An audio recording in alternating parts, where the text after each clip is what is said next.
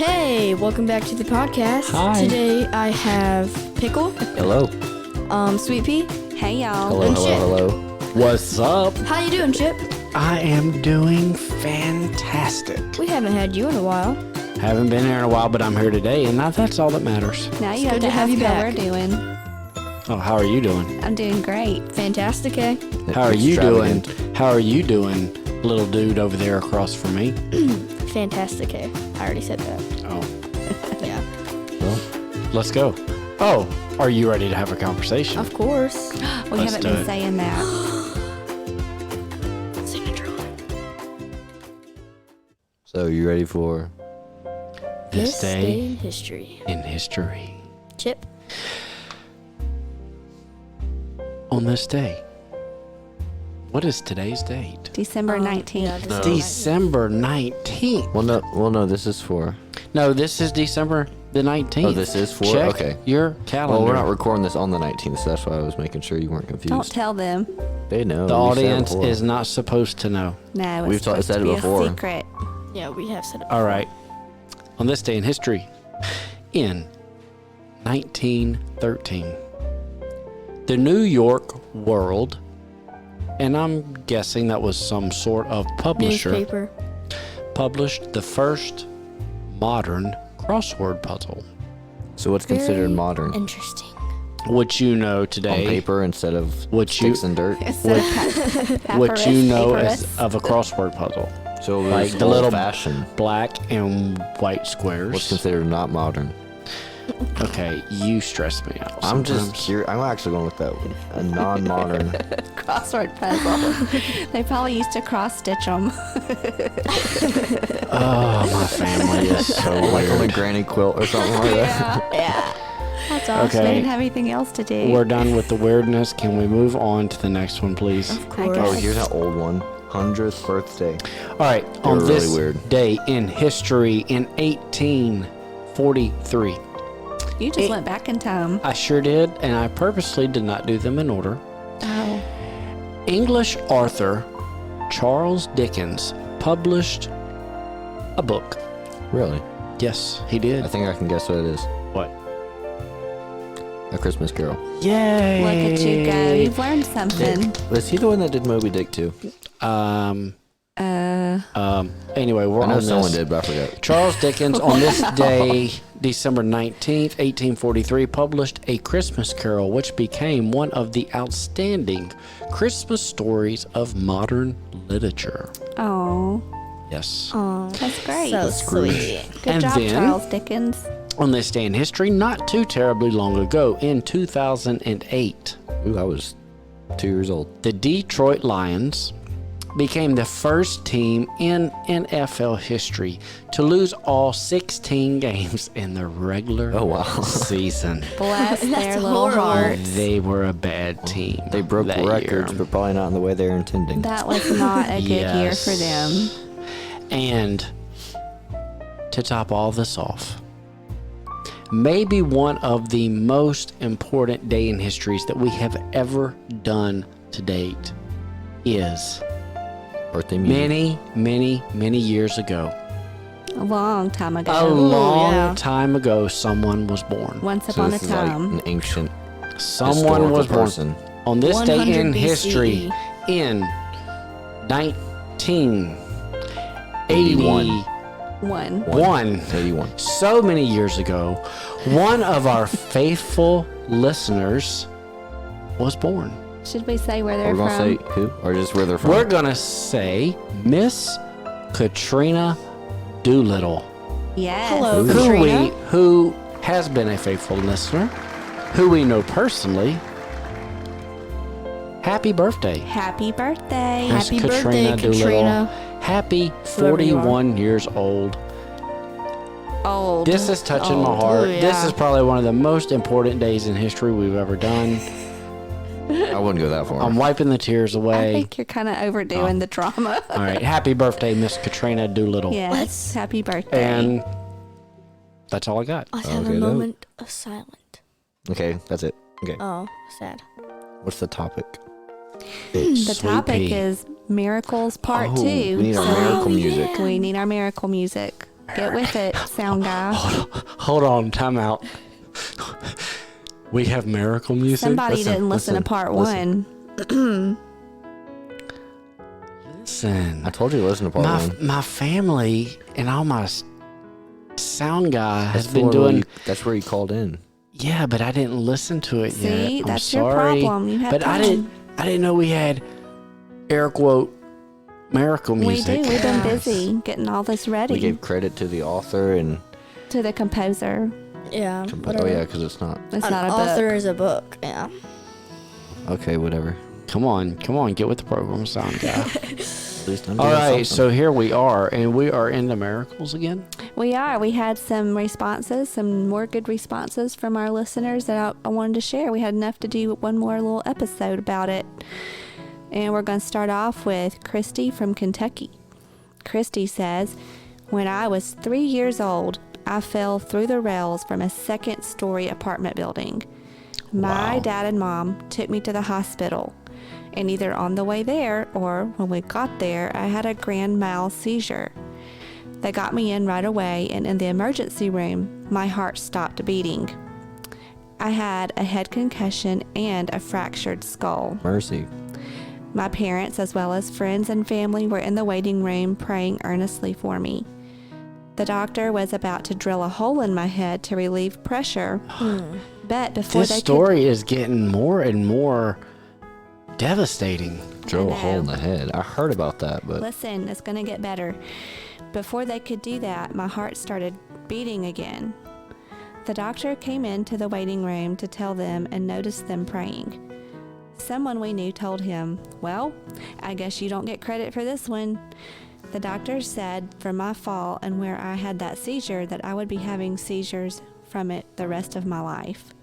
The Lord completely healed me, and I haven't had a seizure since then. who is this again? What was the name? Wow. This is Christy from Kentucky. Ooh. Wow, I just don't know really what to say. It's It's crazy. amazing, and that's terrifying. Can you imagine a 3-year-old falling out of a second-story apartment building? Off the balcony. Wow, I would that's be terrified It's as a like tears in parent. heaven. yeah, that's a miracle. Did y'all have these kind of stories on the last episode? We had ones like this, and we had all kinds. You should listen. We had a Wow. cool one with a semi that you need to listen to. Yeah, you do. I'm gonna have to go back. Mercy. I'm gonna have to go back and I don't listen know to if I these. can edit that one out. That I cough. wonder if she fell on concrete or grass. I don't know. Wow, that is. Thank you very I much, think it was a concrete. Christy Christy. from Kentucky, sending that in. Yes, thank That's you. That was a miracle. that is. I don't have no words. That's very we're very thankful for that. I had no idea. It's outstanding. Okay, our next one is from Violet from Oklahoma. Okay. She says, I have a healing testimony. I was born with a hole in my stomach. I could only Mercy. eat, I know, I could only eat very soft food. I lived on eggs and mashed potatoes and a few other soft foods. I couldn't drink anything but water and milk. That's all she could drink. I wanted a taste of orange soda so bad that Mother let me try a sip. I paid dearly for that sip of orange soda and didn't try it again. When I was 14, the Los Angeles Church of God set aside a Thursday fast day for me. They were serving chili in the school cafeteria. Doesn't sound good. It smelled so good. I mean, it sounds like it's going to cause trouble.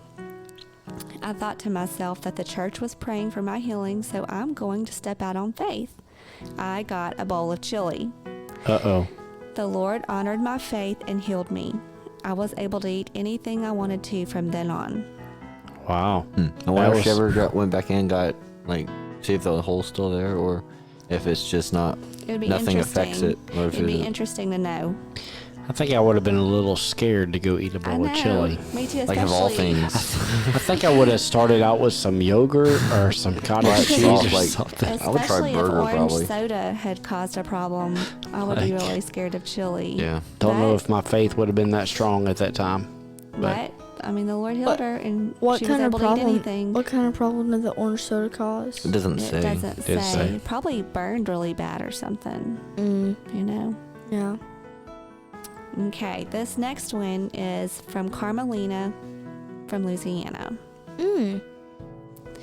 It's called A Second Chance at Life. Do you want to read one? No, go ahead. You're doing a great job. Okay.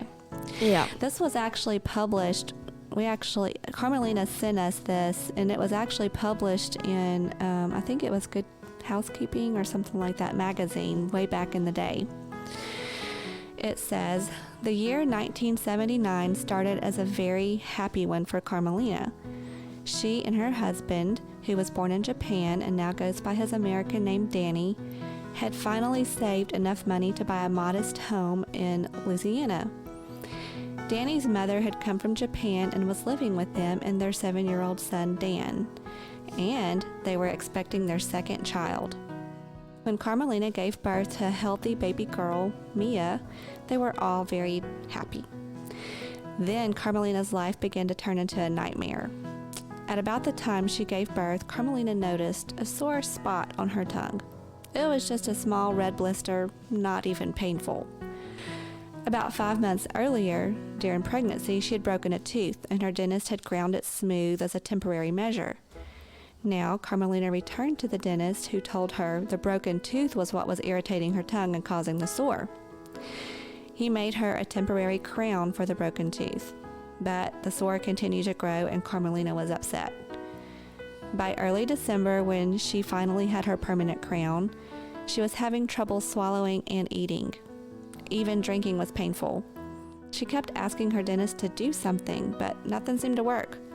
And he didn't seem to think she needed to be referred to a specialist. She didn't know what doctor to go to. Finally, she remembered that there was an ear, nose, throat specialist in an office building where she had once worked. On December 11th, she and her husband went to see the doctor. "Oh my," the physician blurted out when Carmelina stuck out her tongue. "That looks malignant. We'll have to get you to plastic surgery right away." Horrified, Carmelina cried, "You're not going to cut out my tongue?" She couldn't believe this strange doctor was telling her she had cancer, but when he wrote down the name of the plastic surgeon, Carmelina realized he was completely serious. The plastic surgeon wanted to put Carmelina in the hospital for immediate surgery.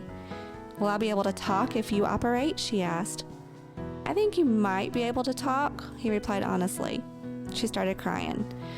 She had recently canceled her medical insurance because she felt the coverage wasn't very good and the payments were too high. "We don't have money for a hospital," she told the doctor between sobs. "If it's cancer, I'll just go home and die." But the surgeon had another solution. The U.S. Public Health Hospital in New Orleans, now closed, did cancer research, he explained, and they might help Carmelina as a special case. On the next day, Carmelina told the physician she was still undecided and wanted to talk to other doctors, and she also called the dentist. He sent her to an oral surgeon for a biopsy. She was waiting for the results and was very afraid. While she was waiting, she was working as a secretary for a shipping firm. She had to go to work, but she was so worried she couldn't concentrate. On December 19th, 6 days after the biopsy, her husband walked into her office and said, "Let's go." "Where?" she said. And then she knew. He said, "We've got to hurry up and find a surgeon." Some friends had recommended one to her at Tulane, and he said he would be able to see her in 3 days. The waiting was very hard, and she had a beautiful new baby girl and a little boy. She didn't want to die and leave her children. When the doctor examined Carmelina on December 22nd, the news was very bad. He said there was a tumor, and it had been undiagnosed and untreated for months and had grown to more than 2 inches in diameter. Even worse, it had apparently spread and gone to like her lymph nodes and her neck and everything. And so as a result of all of that, she qualified as stage 4 cancer, which was the most serious of all. That's the worst one. It seemed like a cruel quirk of fate that she got oral cancer. The disease only strikes about 27,500 new victims each year, but it's more than twice as common in men than women, and it usually comes to people who are in their 50s or 60s, and she was only 27 at the time. She didn't have any of the risk factors. She didn't smoke, she didn't drink alcohol, none of those things that would usually cause oral cancer. So this was very unexpected for them. The chances of surviving oral cancer vary depending on where the tumor is located. Only 28% of those treated for tongue cancer survive more than 5 years. Naturally, the earlier the problem is detected and treated, the better you can recover. But her tumor was not detected early. It had been allowed to grow and spread, and there were other complications too. Anyway, moving on. It says, despite the grimness of the statistics, Dr. Ryan was able to offer Carmelina some hope. The researchers at Tulane had recently developed a new treatment that involves applying a cancer-fighting drug to the tumor. Carmelina started rubbing this paste on her tongue 4 times a day, and she was also given large doses of vitamins and minerals to try to help boost her immune system and everything. In the meantime, the doctor made arrangements for her surgery, and he also waived his fee. Remember how she didn't have insurance? Mm-hmm. So that was probably a big relief. He waived his fee for her. That's crazy. It was Christmas time, the first Christmas for the baby and possibly the last Christmas for Carmelina. She and Danny tried to make it as festive as possible for little Dan and Mia, but all the time she was worried, am I going to be here next year? Just in case, she had a professional photographer take a family portrait. On Christmas Day, everyone gathered at Carmelina's parents' home for the traditional dinner, and she tried to keep up her cheerful front, but it was really hard. Her relatives were hugging her and crying, and, they were feeling worried about her also. But on Monday, January 7th, Carmelina was admitted to the hospital, and early Thursday morning, January 10th, she was operated on. She said, before I knew it, my head was being shaved, and I wanted to tell them to stop. Then the anesthetic took effect, and she was unconscious. The surgery took almost 12 hours. Ooh. I know. They had several surgeons working on her, and it says the surgeon cut straight down the middle of Carmelina's chin, under her jaw, and behind her ear. He removed about 2/3 of her tongue and the cancerous lymph nodes in her neck and part of her shoulder muscle. Finally, at about 7 p.m., Carmelina, let me find my next page. Excuse you. Was taken to the recovery room, and her anxious family was told she had at least survived the surgery. Her family was allowed to go in and see her after a while, but she was almost unrecognizable because of all of the stitches that she had. She had so many stitches. Her face Sounds hard. it looked really rough. She was feeling rough and looking rough, and what was left of her tongue was very sore. She didn't have very much left of her tongue. Well, she had lots of friends and family that came by and supported her and showed her love and all of that. But even though she was thankful things had gone well, the doctors couldn't be sure that they had gotten all of the cancer. So they also gave her chemotherapy.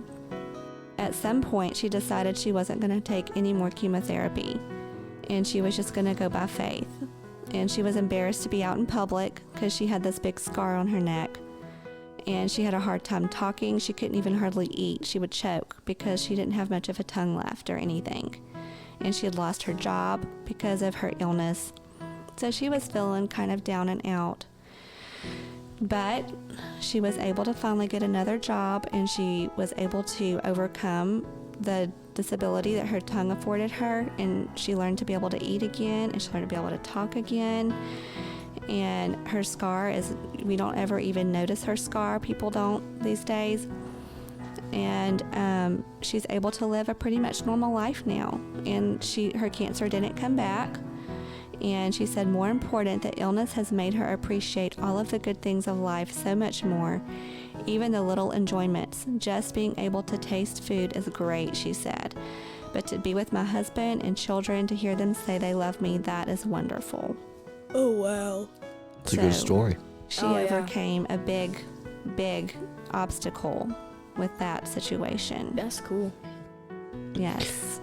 I couldn't help but think of too, just what a rough time of year I know. that would have been, because So it's around this time of year. well, in the story it Close. mentioned it was right around Christmas time, and it was January 7th that she had the surgery. So I know. that would have been really, really tough And the whole time thinking that it might be your last Christmas. to have your Christmas spirit and have your friends and family around you on Christmas Day. That would have been really tough. But Yeah. wow, Awesome story. That's pretty crazy. Thank you for sharing that with us, Carmelina. Our last miracle story that we have is from Janae from Louisiana, and it's called Blake's Angel. Janae says, when our son was fighting leukemia, he had a unique experience that we have carried with us. In the middle of his treatment, when we were home one evening, I was with him by the fridge when he calmly mentioned a man in white that had just walked by the window. I gulped inwardly when he said that. He said he was in bright white and he just walked by. An angel, I thought. As an adult, my fears kicked in and I was thinking, is this angel here to take my baby away from me? But I could tell that my son was not alarmed. I tried to take in that instead of being something to be afraid of. I tried to take it in that it was Blake's guardian angel who was watching over him. And sure enough, 10 years later, we are still living and loving life with the miracle boy that angel was overshadowing during that very uncertain and scary time. Oh, wow. I know Blake, and he's like Yeah, any other boy. he's He's doing awesome. fine. He's a really cool He guy. was so little when he got leukemia. I remember that. He was like 3, wasn't he? Mm-hmm. I want to see an angel. I used to be scared of You're seeing looking at them. one. Oh, right. Yeah. Pickle says we're looking at one. I'm not looking at Pickle though, so what's he talking Are you about? looking at me? Okay. No, No. that was awesome. That's an awesome story. That was. Yeah. Thank you for sharing that with us, Yes, Janae. thank you. We appreciate all of these wonderful stories that you guys have shared with us. It's been inspiring to me. It's uplifting to me to hear all these wonderful things that have happened to people. Yep, awesome. Pretty cool. Great response from the audience, and so great stories. But I'm just thinking of one last thing while we wrap up, and this will be our last episode before Christmas. Yes, it will. And I just want to take the time to wish everyone a Merry Christmas. Merry Christmas. And thank you all for our, if this is your first time hearing the podcast, if you've been with us from, This is your first time. Go back and listen to the old episodes. yeah, go back and listen to the old episodes. But if you've been with us from the beginning and you're scrolling through the list and you listen to all the podcasts in order, thank you so much for sticking with us and listening to us ramble on amongst ourselves and have these conversations. Yes. And sometimes we laugh in our conversations and sometimes we have these serious conversations, but it's all about just taking the time and putting the time aside to come together and to talk about things and try to have fun doing it. And I'll admit it has been really tough lately. It's just life gets so busy and it's so hard to take the time or to find the time to sit down and to make this happen. But thank you to my family that's currently sitting around me for doing this when I'm not able to be here. Thank you, audience, for listening, for responding, for giving us your feedback. And I will say this on behalf of the family, and they can say it as well. We just want to wish everyone a very Merry Christmas. And a happy new I year. want to challenge everyone to use this time of year and all times of year to get together with friends and loved ones and make memories. Take advantage of the Take time some you have with them. Yeah. Take some time to connect.